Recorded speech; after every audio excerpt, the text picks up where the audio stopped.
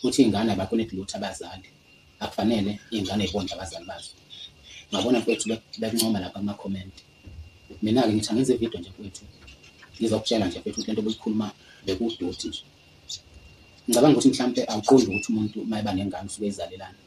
Umuntu ngisho nganemali engakanani nomcebo ongakanani, kodwa umuntu nomuntu ithimba lakhe elikhulu lisenganeni yakhe. Wonke umuntu nje ophilayo emhlabeni uyazi ukuthi uyakhula, uyazi ukuthi kuzohamba kuhambe eguge engabi nawo amandla okuzenzela izinto. Ngaleso sikhathi leso ithimba lakhe liyobe selisenganeni yakhe, kuyobe sekuyingane yakhe ekufanele imsize, kuyobe sekuyingane yakhe eyobe isinamandla okusebenza imondle. Kanjalo futhi kuyenzeka uthole ukuthi uzalwa abazali abavele nje bekulahle.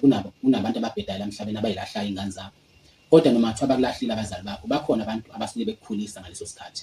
Wathi omunye ugogo ingane akusiye abantu abayizalile, kodwa yabantu abayikhulisile. Labo bantu abasuke bekukhulisa ibona abantu abasuke besendimeni yokuba ngabazali kuwe. Ngesikhathi ukhula nawe ukwazi ukuy'mela, ukwazi ukusebenza, ibona abantu okusuke kufanele ubondle labo. Kanjalo futhi uma ukuthi ukhuliswa abazali bakho ngesikhathi kade bekukhulisa basuke bebhenka, basuke bey'bekela ukuthi nabo ngelinye ilanga uma sebephelelwa amandla okuzenzela izinto, ube uwena obasizayo, ube uwena obenzela izinto. Yebo, khona abantu abasuke bengakukhulisanga, abazali bakho abasuke bengakukhulisanga nje, vele usuke ungabakweneti lutho, vele usuke ungabakweneti ukubondla, futhi akukho siqalekiso osuke uzosithola ngalokho. Kodwa abantu osuke ubakweneta ukubondla yilabo bantu laba abasuke bekukhulisile, abasuke bedlale indima yokuba ngabazali kuwena.